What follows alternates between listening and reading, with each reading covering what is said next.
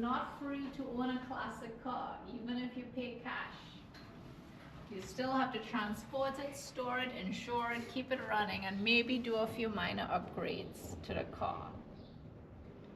Did you really even make a profit after you factored all the costs in, including interest on your money? Moving right along.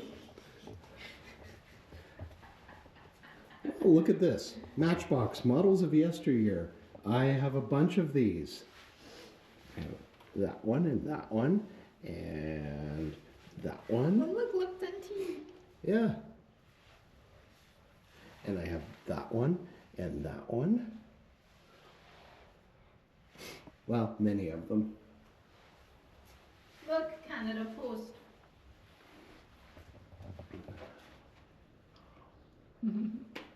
Mean it took this long to arrive? Sorry. Not sorry.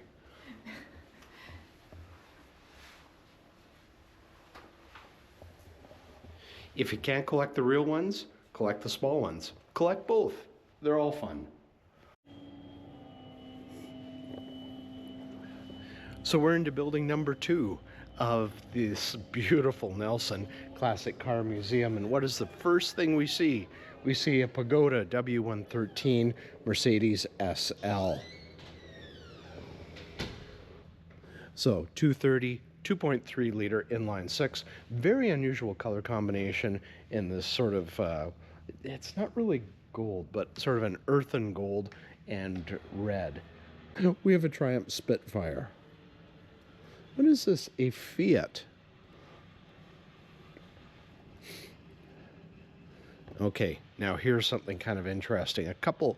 Several together. MGs. I've actually been in one of these. I used to have a neighbor who had an MG TE. So this is a TF from 1954. That's a sports car. TD Mark II. Now, kind of an interesting thing, you will not find a TE, as the folks from MG thought TE sounded too much like someone laughing. So they went from the TD, a TD Mark II, straight to a TF.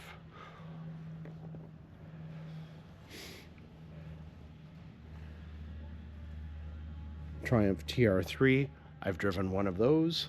Oh, look at this, beautiful, beautiful BMW. 328 from 1937. This is sort of along the lines of the famous Mille Miglia car, but if you want to talk about an automaker's nameplate having longevity, 328. So a 3 Series BMW from 90 years ago. There you are. First generation RX-7 with a rotary engine.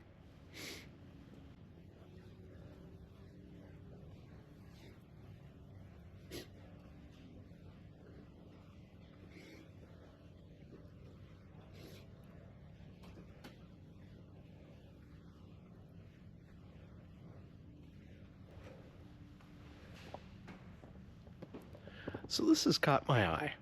We've got a 1964 Ford Consul Capri.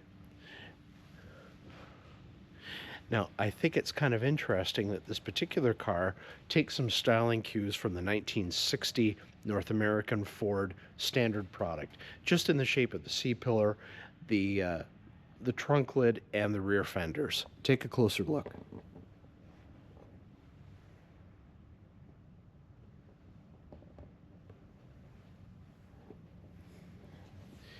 It really has big car styling on a smaller platform. And I would also guess that this car was offered in a 4-seater and possibly a station wagon or a touring or estate.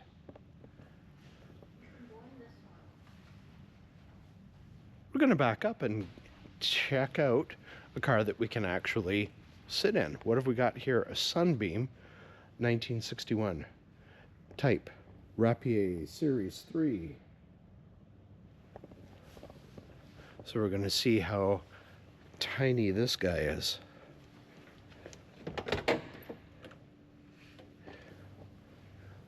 It's probably a little too tiny and tight for me to get into.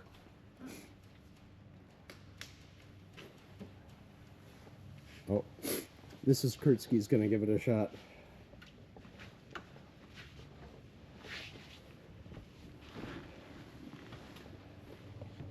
What do you think? It's a little low.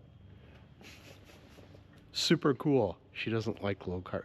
Nobody likes low cars. I don't understand. Mrs. Kurtski fits. She's fun size. You have to check out a world's fastest mini. I will. I will get that on the way back.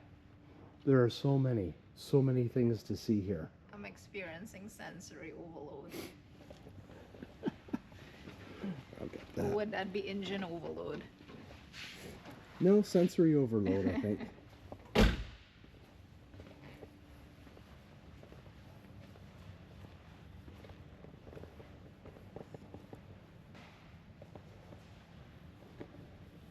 So this is pretty cool.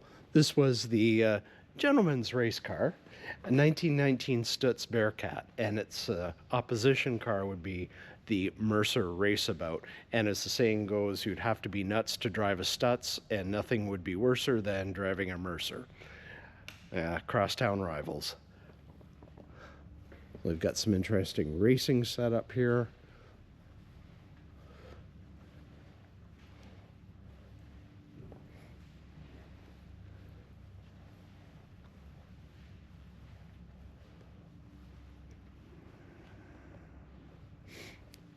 So let's have a look at these.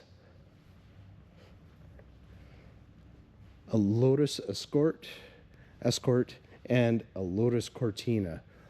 These are actually rather famous, reputable cars with engines breathed on by Lotus. Probably twin cam cylinder heads. Let's see, what have we got here? Yeah. Cross flow block. And a Lotus dual overhead cam cylinder head. There's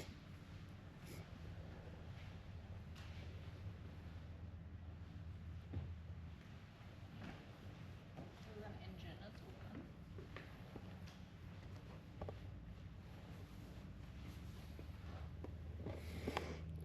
You thought rotary engines only went into RX-7s and RX-3s.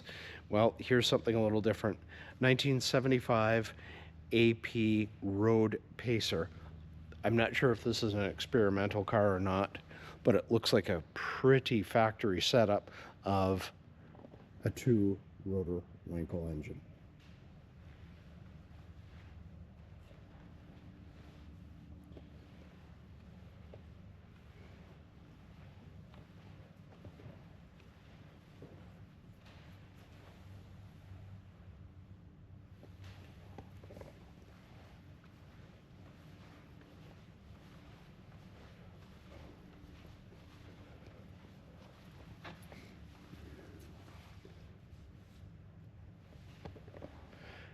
Okay, here's why it's new to me. This is actually a Holden Premier, so built in Australia, but it's running the Mazda engine. There's so much here to try and capture on video.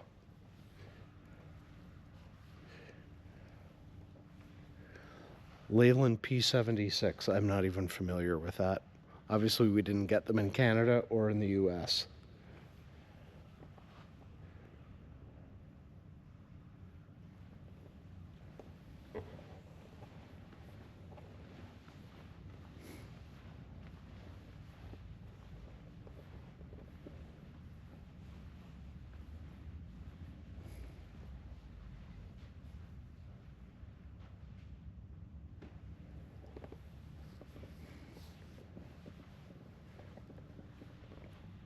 This is a very famous Rover, the P5.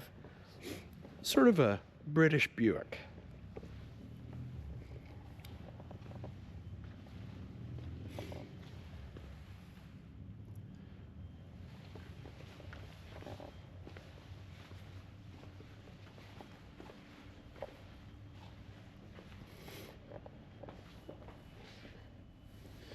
Very nicely proportioned car. These cars served for British Parliament use for many, many years. I believe the Queen rode in one too. prior to probably moving to Jaguar or Bentley. But regardless, a lot of history with this particular model of Rover, and it's still highly coveted as a classic.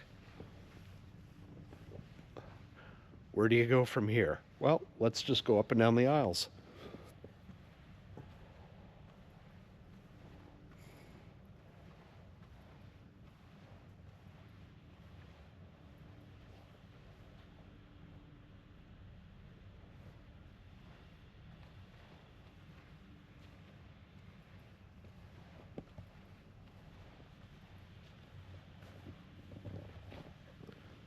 Of course, fans of Top Gear will easily recognize the Reliant three-wheeler, Reliant Robin, the car that the Top Gear boys tried to shoot into outer space, and that would roll very easily because it's a three-wheeler.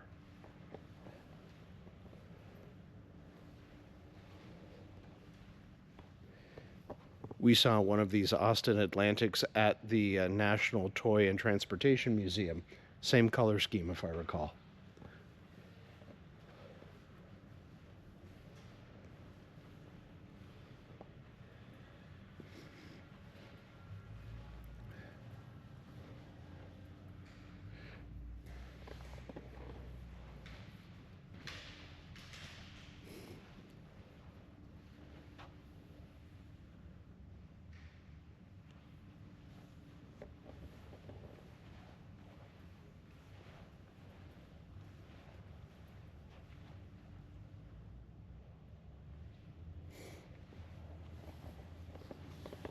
Okay, somebody loves their Studebakers. We have an Avanti too, which means it was built after the demise of Studebaker in around 63 or 64.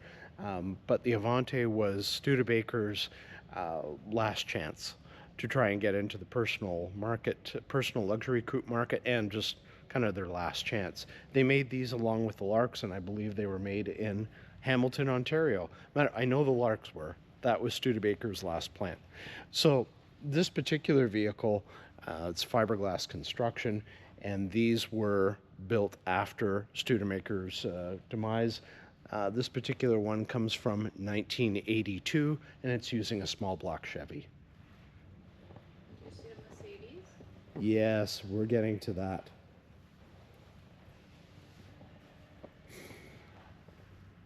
Okay, now we've come to one of my absolute favorite cars. As you know, if you watch this channel, I am a Mercedes fan, having 4 of them. Some might question my sanity. I certainly do occasionally. But if I have to add in one to the collection, and someday I will, the R107 series, produced from 1971 as a 72 model year through to 1988, has got to be the classic Mercedes to own. It has a removable hard top with a soft top that stows underneath a hard steel tonneau. Multiple engine choices from 6 cylinders, 2.8 liter to 3 liter. This particular one does it have, what have we got here?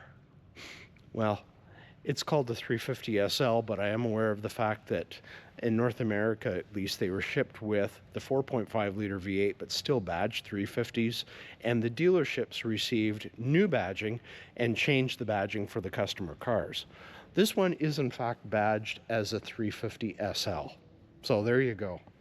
And it has the European specific rear deck spoiler, which we did not get at all in the North American market.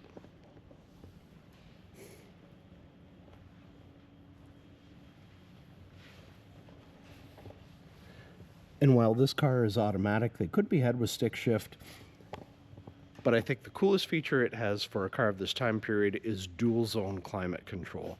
So Mercedes knew about, yes, Mrs. Kurtski's laughing because we have constant battles about car temperature.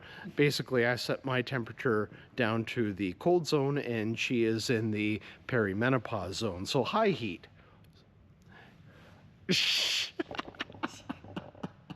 And now the whole world knows. No, the whole world does not watch my automotive channel. You're safe. So this one you can go in. Now we're getting into the, what are we looking at here? You can go in. Ooh, we can go into this one. The Humber from 1951.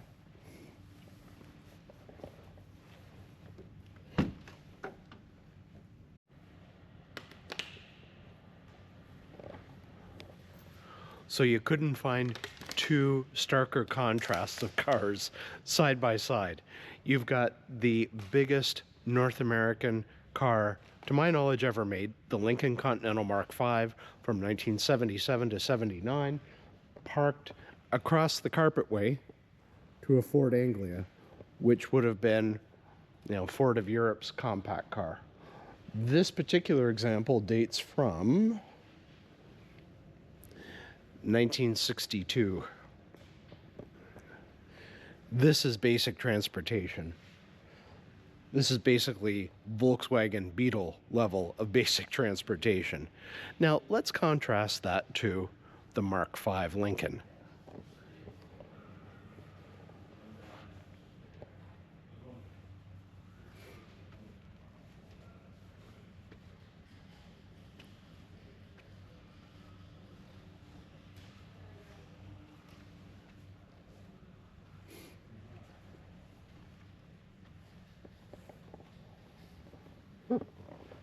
Yeah, they didn't get much bigger than a Continental Mark V.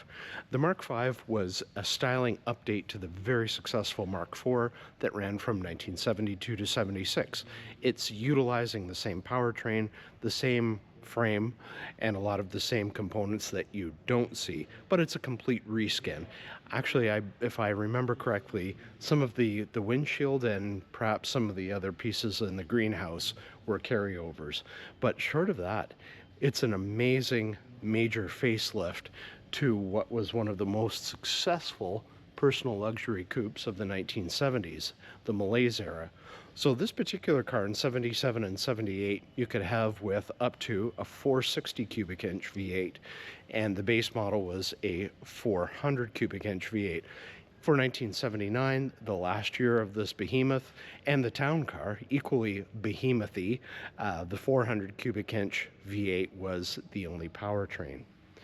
Now, there was a Mark VI, which was a downsized version of this, kept the same sort of neoclassical design cues. Then came the revolutionary Mark VII, which was based off of the equivalent Thunderbird, and for the last go-round of the Mark series, we have in front of us the Mark VIII.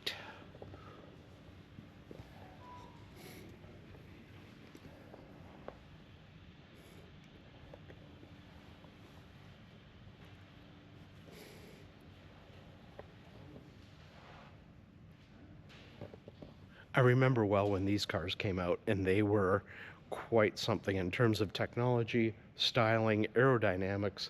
They really had it all. Now, I don't think you could really find good ones used. They're probably simply used up, and I'm sure it would be a very difficult classic to keep going. Now, we're in sort of a Cadillac section of four cars, starting with, we've got a couple of Eldorados. The Eldorados I have a sweet spot for, as I talk quite a bit about the 67 that's in the other building. The quote-unquote downsized Eldorado from 79 to 85. Well, my dad had two of them, a 79 and an 81 Brits. Now, if you recall, the 81 had the rather troublesome V684 multi-displacement engine. Excellent idea, but really kneecapped by the technology of the time. So the first one we're going to look at is a 1985, last year of production for the downsized cars, before the really downsized and really unattractive 86s came out. This particular one is a convertible. I think ASC did the conversion on the convertible, but here we are. Good looking car.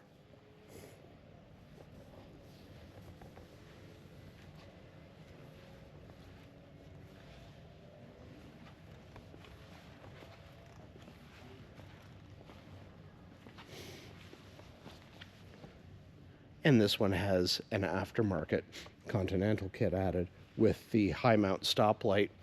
It's rather unceremoniously added to the top of the tire.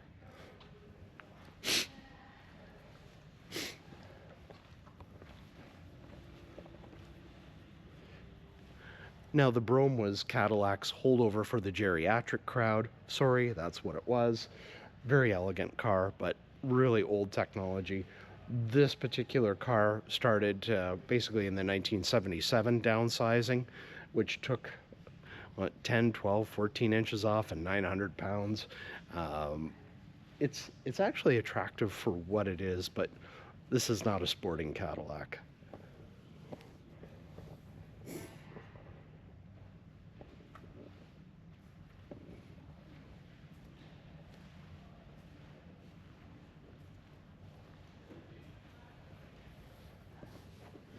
This particular 1989 example has the 5.7 liter, the small block, and is the Brome d'Elegance trim package.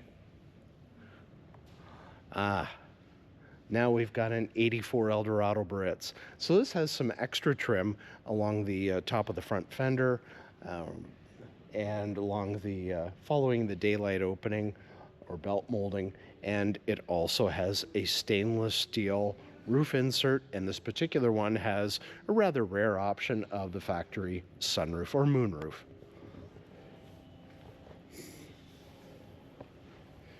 The grille cap is an aftermarket.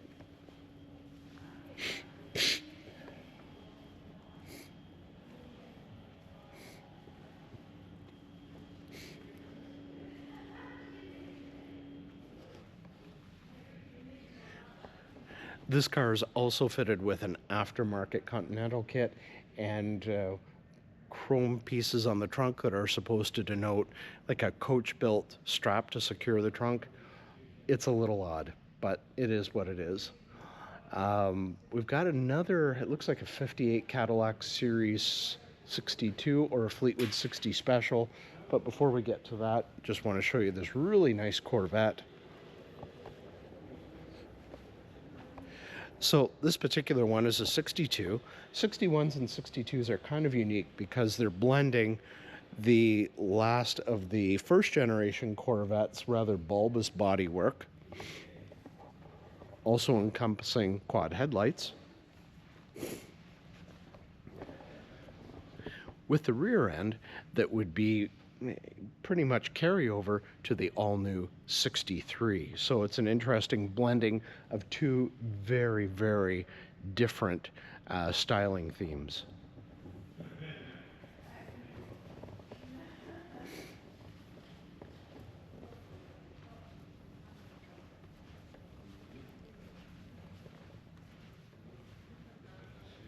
Okay, so we've got a Series 62 Fleetwood, not the Fleetwood 60 Special. From 1957, easy way to tell, fairly easy at any rate. 57 still would have had the single headlight setup. 58s would have gone to dual headlights as the US government approved that for automotive use.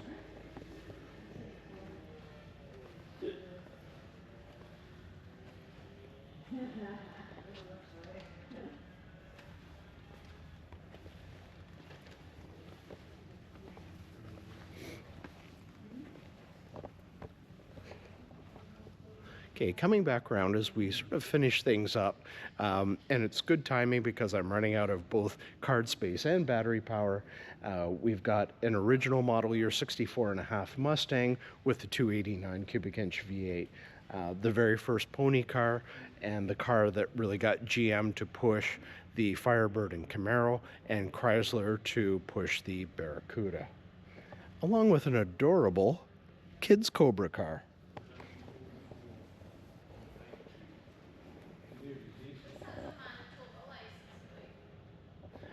Manitoba license plate on the white Eldorado Barretts. Okay, now to sort of finish things up, we're really getting down to the last. We've got 4 massive limousines, and the first one is something that is really unusual. It's a neoclassic car, and I remember when these were new. This is Excalibur, dating from 1988. So the Excalibur was an attempt to capture on some of the 1930s glamour by using modern, at the time, running gear. I'm going to assume this probably has, it doesn't say engine, but I'm going to guess it's probably either a small block Chevy or maybe a Ford 302. This particular car is a four-door sedan, and the door handles look strangely GM to me, like contemporary for the time Cadillac. So it might actually be a 350 if they ask GM for as many parts as possible. Is it different? Yes. Is it cool? Oh, yes. You won't pass yourself too often on the roads. Now, to sort of wrap things up, we are going to cover some of the super saloons that they have here, starting with the Mercedes-Benz W140 S-Class. This was the successor to the 126, the one that I'm working on, the 300 SEL. This particular car from 1995 is the S600, which means it has the 6-liter V12, sort of out V12ing BMW's V12.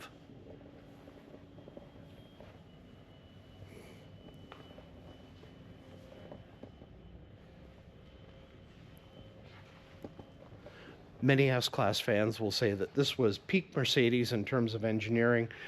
Many would argue the 126 generation was peak. This car, though, was packed full of technology. For example, back here, those are miniature antennas that raise about 6 or 7 inches when you put the car in reverse to help you pinpoint where the back of the car is. This was the time before Parktronic. Now, another interesting thing, and I can't quite tell if this car has it, some of these were equipped with electrically adjustable rear view mirrors, not the outside mirrors. No, every car has that. This was Mercedes showing off. You could power adjust the center rear view mirror, and I suspect that option did not last too long, because I would think if you tried to adjust it manually, you'd probably break the mechanism that would adjust it. So, going from that car, let's go to Toyota, a car you do not see too much on the Canadian or American market unless somebody has done a bit of an import. This is the Century, the G50 era from 1997. What makes this car so unique, it has a V12 as well, displacing 5 liters, and it is the only model in Toyota's lineup that features this engine. The Century is very understated. Any generation of Century is. This is the car for captains of industry, heads of state. It's super quiet. It's not a powerful V12. It is meant to deliver nothing but smoothness, luxury, and do so in a very quiet and understated package. So if you had to choose, what would you choose? Peak Mercedes or peak Toyota? But why choose peak Mercedes when you can choose peak Maybach? Well, that's Mercedes too. This car, the Maybach, is still based on the W140 S-Class, but takes luxury to a whole other level. Now, this particular one has dark gray interior, so it's going to be very, very challenging to show you the features. But this particular car has solar panels in the roof, so you can run the climate control system. It has a system whereby you can adjust for the amount of light coming into the car, you know, going from sort of semi-transparent to almost opaque. And I believe this is the 62 series, so this would be the extra long wheelbase. Yep, 62S from 2004, and it features the 6-liter V12.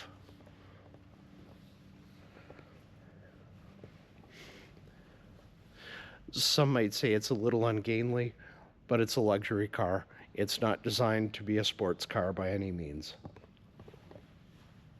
What do you think, Mrs. Kurtski? Would you take any of these big, gas-guzzling, prestigious sedans? No, I like the little mini. I'm working on it. You can look inside the workshop windows too.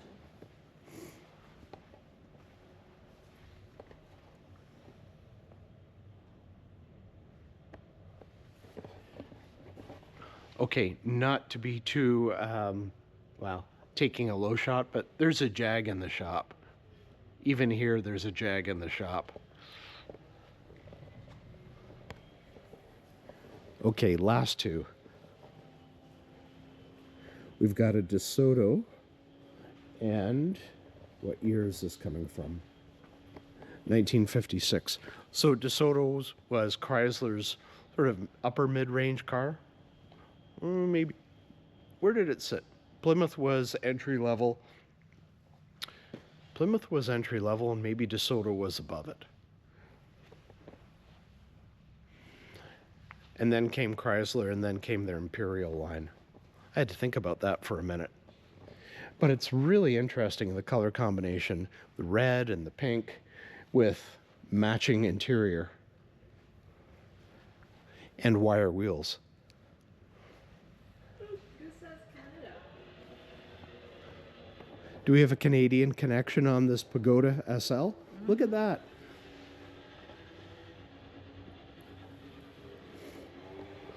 There's a reason I liked it. Now we've got a Land Speed Mini, and I know you might think that's a little amusing, but remember power to weight ratio. These cars weigh next to nothing, so if you put big horsepower into them, they will certainly go. It reached this, so the New Zealand team won fastest car under 1,000 cc. Almost 147 miles per hour out of 1,000 cc. That's pretty incredible. That's basically sport bike capability. Would you do 147 miles an hour in this car?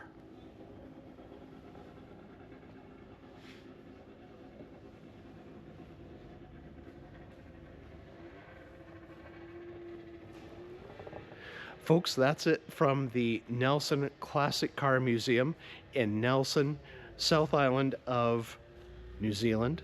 We're on the West Coast right now. Thank you so much as I've shared with you the roads and the museums, the car museums of New Zealand. It's been an awful lot of fun, and I don't mind saying this is my honeymoon with Mrs. Kurtski and Cara. We've had a lot of fun here. It's been a great time. If you are in the mood for, well, it's a long trip for some. New Zealand is absolutely awesome. You will not regret coming here. It's a beautiful country, super friendly people, easy to get around. Doesn't have Toronto-style traffic, which is quite refreshing. And certainly, if you're watching this channel, I know you're a car person, you've got to come to this museum, the Omaka Museum and the National Toy and Transportation Museum.